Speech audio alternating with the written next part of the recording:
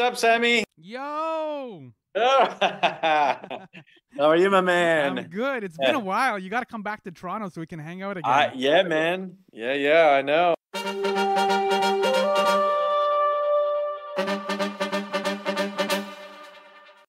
Yo, I'm Sammy, beaming down with the bridge crew in a bright red shirt that brings out the color of my eyes.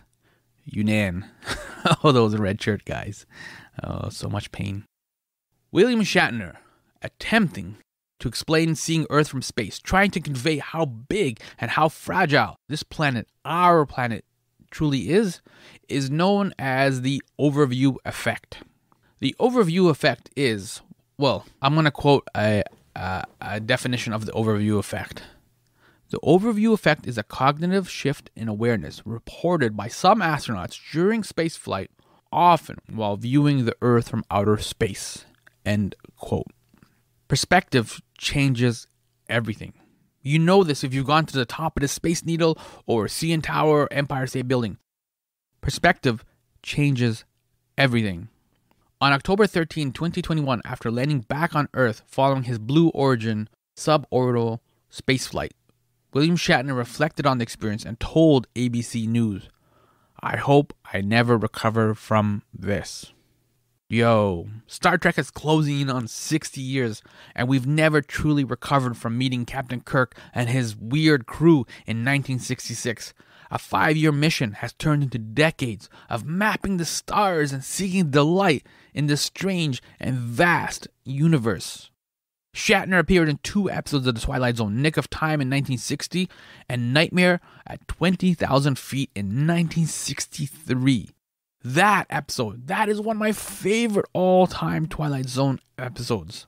Yes, The Creature on the Wing. Shatner playing a man trying to recover from a nervous breakdown. William Shatner has been with us forever.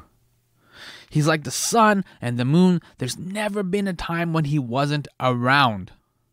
When he wasn't there. He's always been there. TJ Hooker and Boston Legal, TV commercials. He's always been around. But sadly for not much longer, he is 93. This Legion M documentary, You Can Call Me Bill, isn't a documentary, it's a memorial. It gives you the opportunity to say thank you for all the adventures, to toast the fun, and remember the laughs. Airplane 2 is magic. You Can Call Me Bill is directed by Alexandre Philippe, who has directed nerdy docs on the Xenomorph. That one's called Memory, The Origins of Alien. Super creepy but cool doc. And 7852 on Alfred Hitchcock's Psycho shower scene. Yep, just the Psycho shower scene, not the entire movie. Alex sat down with William Shatner to talk about his life and love and being curious. This isn't a Star Trek documentary. It's about hope and delight and being creative and doing good work. Go boldly. Go with courage. Go with commitment. That's what it means. And then boldly go into the next adventure. That's the story of my life. It's the search for love, symmetry, and passion. That curiosity is what keeps us alive. You Can Call Me Bill is the true story about a kid who grew up in Montreal and ended up in space. Perspective changes everything. Here's my conversation with Alex, sharing his perspective on making William Shatner, You Can Call Me Bill. Stephanie? Sound, the final frontier. My Summer Lair is an enterprise, a pop culture voyage with a continuing mission to explore strange new worlds, to seek out new creators and celebrate established producers, to boldly go where no podcast has gone before. And now here is your host, Sammy Younan. How did the premiere go last night? Yeah, it was great. It was amazing. I mean, it was, full house at the Lincoln Center, Neil deGrasse Tyson. I mean, It's totally surreal. Yeah. Was anybody disappointed there wasn't enough Airplane 2, the sequel, in the documentary? Probably. That movie's magic. So yeah, no, it's so good. I'll get into it. In You Can Call Me Bill, William Shatner, he has a great line. He says, "Everything, by the way, is an adventure. My talking to Yeah. you should be an adventure for you and for me." And then he goes on, of course, to talk about the risks an actor takes choosing his material. So how did you pitch this to William Shatner? How did you pitch this adventure to him? It was through Legion M. I'd worked with them. I think, as you know, because I'm pretty sure I came to Toronto for Memory, The Origins of Alien back in 2019. And they had picked up the film at Sundance for North America at the time. And so I've had a great relationship with them. I mean, it's a fan-owned company. Shatner had become their new spokesperson a couple of years ago. And so I just literally picked up the phone, just kind of a very casual catch-up conversation, and said, has there ever been a documentary made about William Shatner? And David Baxter, who's one of the execs there, said, he's had many documentary filmmakers approach him over the years, and he's always said no, but we can try. So they pushed and they pushed, and then eventually Shatner said, yes to meeting me, yes to a lunch, and I was fully prepared to sort of pitch him the idea, the way that I wanted to approach this film, which is a thematic chapter approach. But what struck me was that he didn't want to hear it. He was just really curious. Talk about an adventure, right? It's like the adventure of a conversation, of getting to know someone. He wanted to know what I was about. What do I believe in? We talked about life and death and the universe, and it got really sort of cosmic and existential. And then by the end of lunch, it was, he said, when do we start? And that was that. And I like it because at the end of the documentary, you mentioned like Legion M is fan owned, and there's a line where you include at the end of the credits, one of the very last lines, and it's William Shatner, and he wrote, "Fans have been responsible for my career. It only seems right they should own this film." Yeah, it kind of connects to what you're saying. And so for you though, like he's all curious about you, like you said, he wants to know about you, and he wants to talk about life and death and whatever. William Shatner's been with us for decades. Like, so everyone has a William Shatner like connotation. How did your connotation or impression of William Shatner change from before you began the documentary to after the documentary was done? Yeah, I think what was remarkable was that, well, certainly, one, I would say we connected on a personal level, but two, I think clearly it felt like the right time for him to do this. And he was ready to take off the masks and get really personal and share really, deep, personal, and sometimes really dark stories, as well. The idea that there was no taboo subject, so to speak, was, I think, really, really powerful. And I've really have gotten to have a lot of affection for him. I have obviously a lot of admiration, a lot of respect, certainly for what he's done, but really as a human, for what he stands for what he believes in.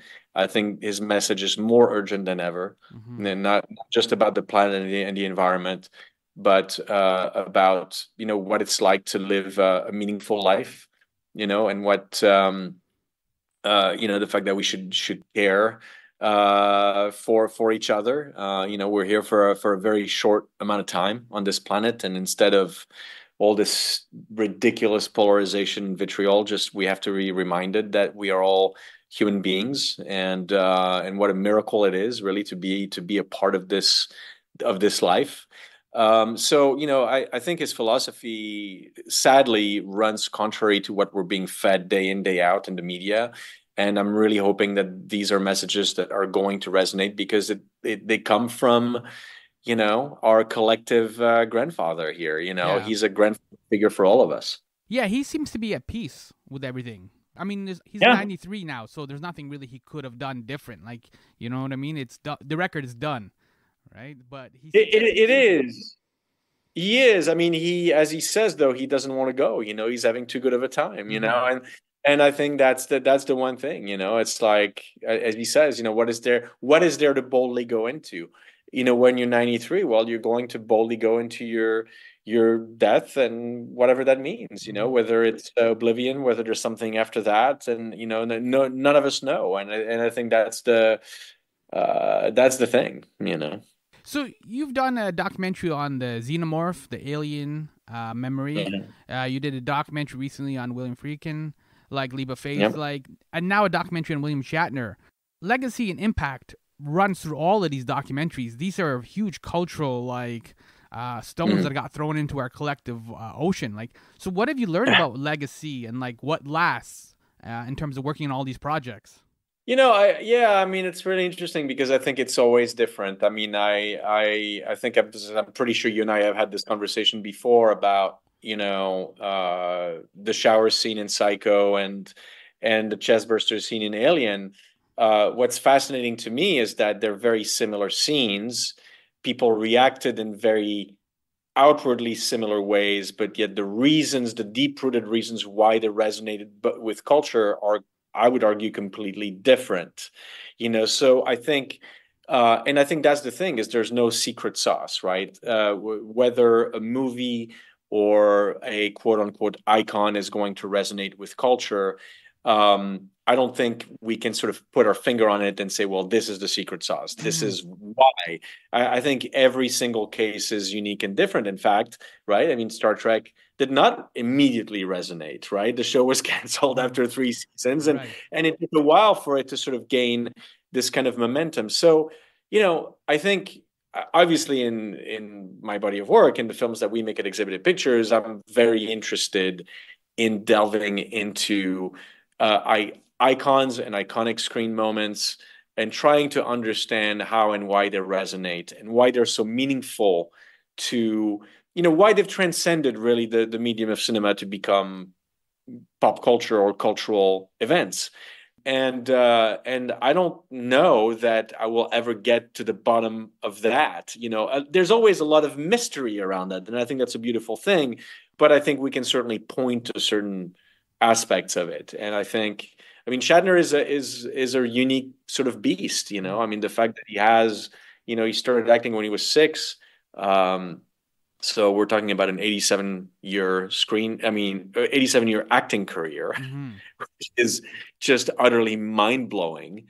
And so, of course, he has reached us, probably each and every one of us, in some way, shape, or form at some point. I mean, we all know who he is, know. So there's no way around that, and I think that's a really powerful thing. What you're talking about is the emotional response to horror movies, right? The emotional response to Scream is completely different than it is to Alien and to different other horror movies, right? Like Chopping Mall, Texas Chainsaw Massacre, Sure. Sure. And so, like you said, they're all horror movies, but there's no necessarily secret sauce or something like a template. Like you can kind of these are the ingredients you need for a horror movie, But we all have for sure an emotional response to them. Yeah, but certain films have an ability to tap into the zeitgeist in much more powerful ways. I mean, funny that you should mention Texas Chainsaw Massacre because that's what I'm working on right now. I'm working on the 50th anniversary film about Texas Chainsaw, and it's going to be, as you know, a very different take on Texas Chainsaw because my films are not conventional in that way. But again, there are very, very few films, horror or otherwise, that are tap into the zeitgeist in the way that a Texas Chainsaw does, in the way that a Psycho does, or The Shining, or The Exorcist. These are very, very few and far between. So I mentioned Airplane 2. When you were looking at William Shatner's body of work, from Star Trek to Twilight Zone to Boston Legal, T.J. Hooker, were there certain scenes or certain moments from TV shows or some of his work that you want to make sure that you included because they would bring you delight? They made you smile in the editing room? What? No, that's not how I work. What was essential to this particular project, I mean, because it is obviously it's a thematic approach. It's a distillation of Bill as a person, right? And sort of the themes that are most important to him at this point, right? At this point in time, after almost 93 years now on this planet, the things he wants to talk about. And so in selecting the clips, I wanted to find essentially moments where his characters would act as avatars for Bill, the person himself. So essentially, this sort of mirror effect between, Bill, the person, and Bill, the man of a thousand faces. So that there to create essentially a little bit of a dialogue between his characters and his person. As we're wrapping up, you're a nerd. I don't say that like as a mean thing. Like it's just Nope. just as, just as a fact, a Wikipedia fact. Yep, Right? it is a fact. Yeah. I know like when Stan Lee, for example, died, there was a lot of outpouring and just a lot of gratitude, obviously, for all that he created or co-created with the Marvel's universe. And Sure. like, do you feel like with William Shatner now, like having made this documentary, do you feel this is an opportunity for you to say like thank you as well, just for that work and for all that he did? Like, do you feel like you've said your piece as well, as much as William Shatner has to say his piece at 93, and then looking back at his career, do you feel that you've said your piece, just kind of like thank you, man, that was a good run? Oh, I mean, of course. I mean, it's and look, and the run's not over. I mean, I again, like I spent the day with him yesterday, and he is as sharp and funny, as I've ever seen him. I mean, he's a force of nature, So, but yeah, I mean, of course, it's a thank you. Of course, it's a blessing. I often think about this incredible opportunity that I've had to have Bill Shatner giving me the opportunity, and along with Legion M and Exhibited Pictures, to tell his story in a very personal way. And same with William Friedkin, and The Exorcist, and how much I miss William Friedkin now, who passed away about 9 months ago now. And I mean, he was very much a mentor to me, but I know that leap of faith is a legacy piece, and I know that from the words that William Friedkin has written to me about how much this film means to him, and I know how much this film means to Shatner. I know that he sees it and views it as a big part of his legacy, as sort of the final word, so to speak. And the reaction from people is unmistakable. I mean, people really connect with the film, and as many people have said, it's a very surprising way. And surprising take on the man. They think it's going to be a regular sort of biodoc, but it's a very different approach. And I think I'm really hoping that this film will stick around for a long, long time. Yeah, I know somebody who tweeted out yesterday at the New York City premiere, like that this is the second time they saw it, and so. Oh wow, nice. I think that's always a good sign, especially for a documentary, right? People don't always sometimes go to documentaries twice, and so sadly, yes. And so that's that's a good thumbs up that you and the team, you guys did a great job, right? When people are going back twice. I'm hoping. Yeah. Hopefully a lot of people will go at least once, All right, our time is up, Alex. Thanks again for hanging out. Hey man, anytime. But do come to Toronto so we can hang out more and yes, get some adventures. And good luck with Texas Chainsaw. That should be a lot of fun. Thank you. So yeah. I'll keep you posted on that one, and then hope to see you again. And best of luck with everything as always.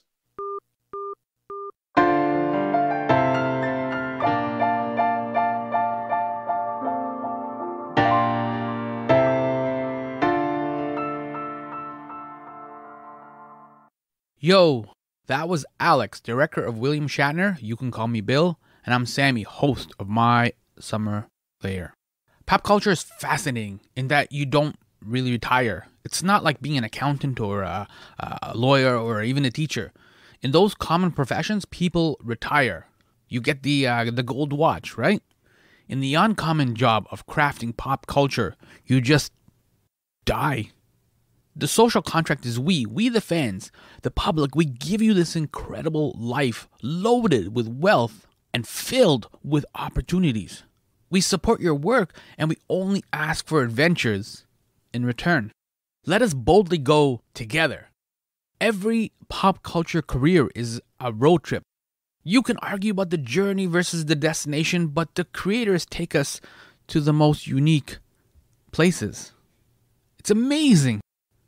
So, I can't do a William Shatner impression. However, my favorite William Shatner quote from Star Trek is from Return to Tomorrow. It's everybody's favorite quote. Risk. Risk is our business.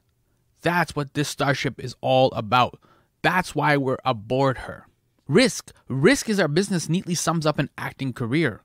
And a life where you fall in love and you grow and you deal with unresolved hurt and you celebrate surprise. Risk is our business as humans, as individuals. Every single day you get to choose the life you want to live.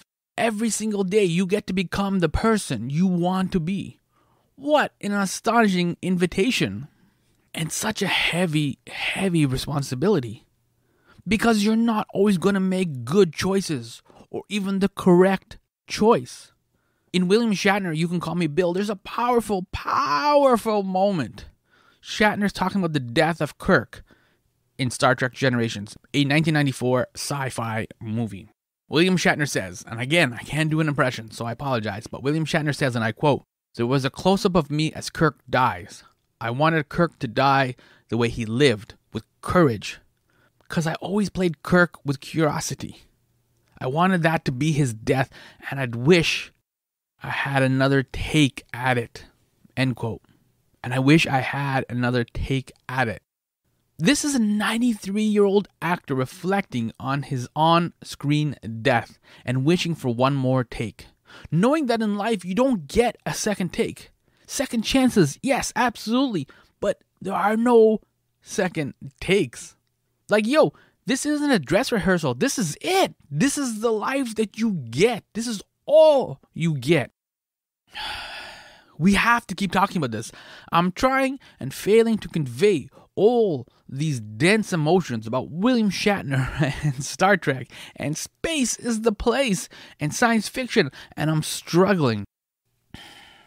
I write My Pal Sammy a weekly newsletter, and it's all about pop culture and space and science fiction and more. Please sign up, just at least so we can continue this discussion. I want to know what you thought about the documentary William Shatner, You Can Call Me Bill, and I want to hear your Star Trek feelings. I mean, do you think space tourism is ever going to be a real thing? You can Google My Pal Sammy Substack or go to mysummerlair.com/subscribe. My Pal Sammy Substack and Google or mysummerlair.com/subscribe. Thank you, by the way, to the recent subscribers. I hope you're enjoying the party. Thank you so much for listening to me in a Netflix world. Shatner, yo.